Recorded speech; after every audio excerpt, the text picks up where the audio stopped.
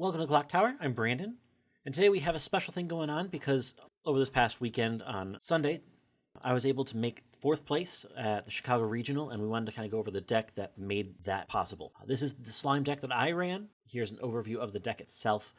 This deck being the Pants Wind deck, very much a memory-focused deck, trying to build that memory early, trying to build that compression, trying to just maintain ratios, be able to kind of sit on that compression to help get additional cancels in to try to live a little bit longer to close out the game. Closing engine being that wind top end where it can spawn out copies of itself for cheaper on field to then combo out a pay to burn to effect. With that in mind, let's look over the deck as a whole, starting at level 0. First up, we have After the Battle Rimuru. This is our Ricky. This allows us to be able to get ourself ready to get into level 1. This helps us push that way faster so we can get in, combo, and continue push damage. Its secondary ability, which I didn't use, pitch card to bounce one of your opponent's level 0s back into their hand. This could have some niche effects trying to deny some different clocking tools that people try to use, but I found that was inefficient for this deck in going the matchups I had, so I did not use that effect. Next up we have It's Delicious Milim. This is our 3/5 chaser, so on your opponent's turn, this card can move into a specific slot to get in front of a level 0 character. Being a 3/5 power character, I can move this in front of a different character so I can try to keep this alive for another turn, or to prevent damage coming at me, which is kind of what I use that for. Especially for characters that had a smaller power condition, having this on field allowed me to be able to negate some soul coming at me and keep me at 0 a little bit longer, which was fine for me to help try to get damage on my opponent a little bit more. Next up we have Tribe Princess Shuna. On play, I could minus 500 power from my opponent's character. I use this to great effect actually against Danmachi, taking out their JCs before they were able to get a chance to use it. Then we have Child on the inside Milim. It's a pay 3 stock swap. It's also a level 0 bomb. While I didn't need to put Milim's stock swap ability to use in the matchups that we had, having that threat there definitely, some opponents tried to play around that a little bit more so, trying to limit the number of stock they had. So it did come into effect that way, forcing my opponents to make different decisions, knowing that I could stock swap them. So having that as a one-of was very important, and it's relatively easy to pick up depending on what matchup you're facing. So I run it as a one-of. I also have Head of the Monsters Rimuru. Also, this is a one-of, is that if I have 2 or more other, it gets an additional 1,000 power, so 2/5, which generally isn't too big of a power condition, but this was actually able to tie a couple different characters that I faced off against. So having this on field at 0 with another character in the front row and then the Milim Brainstormer in the back row, for example, that allowed this character to get up to that power threshold to force that additional resource out of hand for my opponent.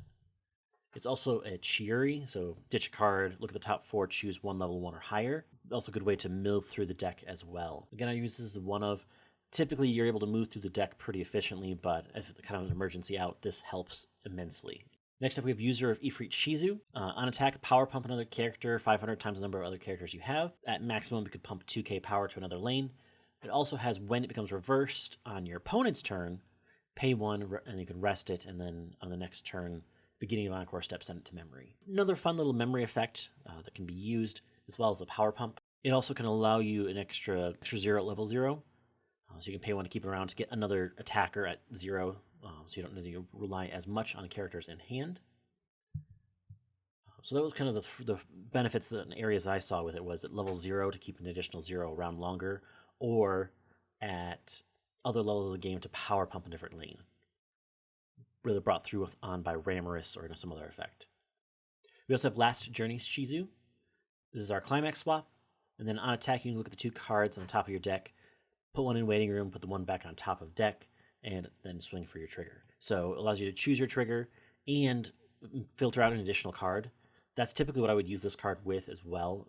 If I wasn't only climax swapping, I would use this to be able to filter out 1 additional card to try to just get better refresh, try to get a better opportunities in the game, trying to better my compression with that effect, or better choose my soul triggers for end game damage. If I was only double comboing at the top, I would throw this alongside it and be able to help manage soul counts that way too. Next we have All the One Self Chloe. When placed on stage, gains 1500 power, so it sits at 3/5. It also has Ditch a Character to search for the mask event and add it to hand. Pretty effective tool to get the event into hand, especially trying to use that early on, get the Shizus out of my deck so I can bring them out on the field, play them, and go. Also use this as another way to try to mill into my deck a little bit more, so you get one more step closer to the next refresh. Search tool right away, able to go to memory, so it's out of the next deck, it's out of the next refresh. Our last level 0 is our Rimuru Tempest. This is from the trial deck from Slime. On play reveal, if it's a character, add it to hand, discard a climax, and then salvage a character. A very good filter piece, especially if you're triggering a lot of pants and you pull climaxes in hand. You can use this piece to exchange those and change those into characters. A couple different tools here that help us really highlight this deck. As we go to level 1, also kind of a wide variety of level 1s here as well, to better react and respond to the game state of what we're going on. We have the level 1 Ramris, which is a pay 1 and summon a cost of 0 to stage, and at the end of your turn, send that character to memory. Really good tool to be able to help sustain hand size and try to keep, also kind of really sustain stock as well. So just trying to help keep spawning out characters that were efficient and useful for the moments in those times. So having a bunch of those one-offs really helped with Ramris, being able to summon those basically at any time as long as they were in waiting room. It's also a good way of giving our level 1 combo into memory, which is what we need for both our level 3 early play and our level 3 finisher. So having that in memory is essential for this deck. With that in mind, this helps complete that mission. Our level 1 combo itself, the Conqueror of Flames Shizu. Pretty prevalent card, kind of the staple of a cigarettes card. On attack, if you have the Climax Pants in your Climax zone, mill 2. Salvage equal up to the 2 levels of those cards combined. And the Shizu gets an additional 2,000 power, reaching that up to 7,000 power on attack. Defensively, it sits at 4,000 power, but it has a secondary effect, which is why we run this card to begin with. When it becomes reversed, reveal the top card, and then if it's a character or the mask, put it in memory. So as long as the card is not a climax, this card goes to memory. Putting as many cards in memory as possible helped with deck size later down the road, refreshing 7, 8 out of 20. Allowed for a lot of cancels to come through, so that way we could live longer. So having more cards in memory allowed that to better take effect. We also run the 1/1 Tempest Starwolf Ranga. When this card is reversed, you can anti-change bomb your opponent's card. If the card is a higher level than they are, so an early play or a standby target, they can, at that point when this card's reversed, you send that card to the bottom of their deck. So it's in a spot where it's a lot more difficult to reach, it's a lot more difficult to deal with. You are essentially removing that card from play. They have to then go search it out to get it again to continue playing with it.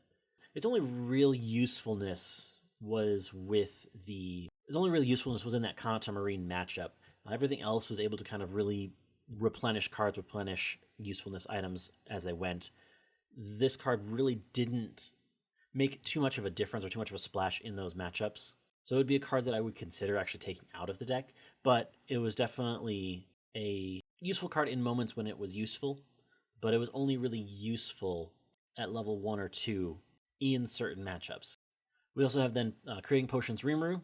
So 3 different abilities on this card. All of them involve resting it, so it's very much a back row piece. We have the pay 2 rest it to heal 1. We have the rest to put a marker underneath, which the marker from Waiting Room being a character. And then the third ability being rest it to remove that marker and put it into stock. So it is a small stock charge that you can kind of have sitting going on in the back row, so you can occasionally just continue to pump stock. Use very minimal amount of stock to continue to build stock with Ramris, so you can kind of build up stock relatively efficiently in the early to mid game to be able to allow you for a little bit more explosive finish. Or continue to use those resources as stock pretty heavily early to help get more cards in memory, to get more cards where you need them. At level 2, I had a couple different tech pieces. We had the Memory Kick counter, which actually was pretty useful in one of the matchups that I had. We also have then the Power of a Hero Shizu, which is our level 3 assist, and you can rest it to draw or ditch a card. I think I used this in a single matchup. going up against Don Machi.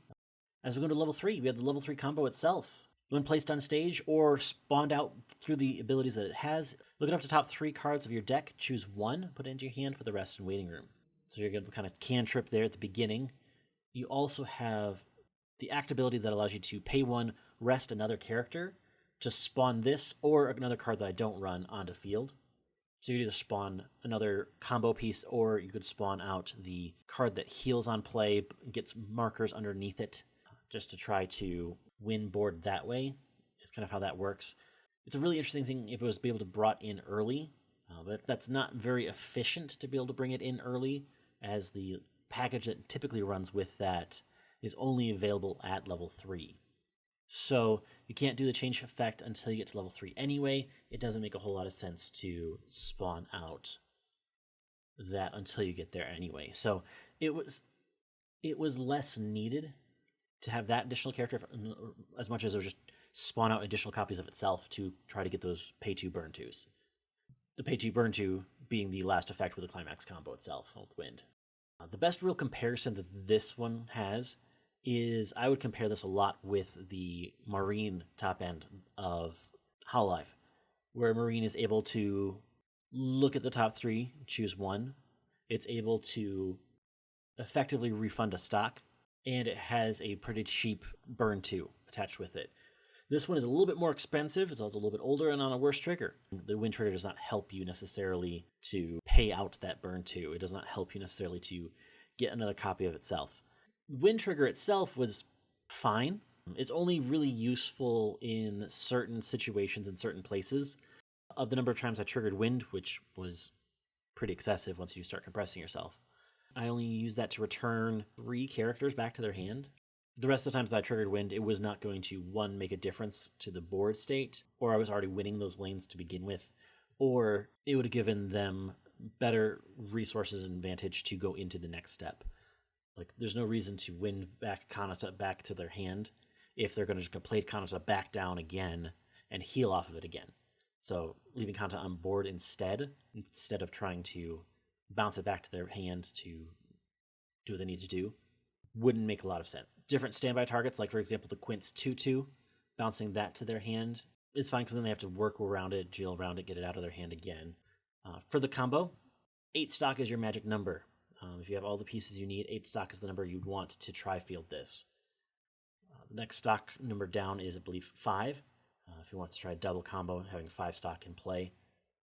What is the numbers you want to be able to swing twice, burn twice? Just some numbers if you're trying to play this out. Those are the kind of numbers you're looking for. You want 8 stock to be able to tri-field this at the end. We also then have the Achieving Vindication's Xion. This is the off early play. This is a 2 or less early play, gains 2k power on your turn, and it's a stock healer, so you're able to heal a little bit more efficiently. Last up, we have the Memories of Japan Shizu. This requires 2 of the Conqueror in Flames in. It also has the ability of, if you have 2 or more other characters, it gets additional 1500 and Encore, so it'll sit at 10-5 with character card Encore. And then it also has the ability of when on play heal. So you're able to heal, have a 10-5 body on stage with Encore, so you try to keep that around longer. You can discard cards you don't need in hand to be able to keep this going. So if you draw into cards that are more like dead cards, like an anti-change bomb at level 3, you can use this to keep Shizu alive another turn. For example, if you need to, for the final turn, to swing 2 combo in Shizu, you can have that ready to go. So looking at this deck overall, Memory Compress, burn at the end. Memory Compress, stock build, burn. You're able to kind of sustain your resources relatively early on. You're able to set and go. As soon as you're able to set, you don't have to start. You can pretty much effectively stop clocking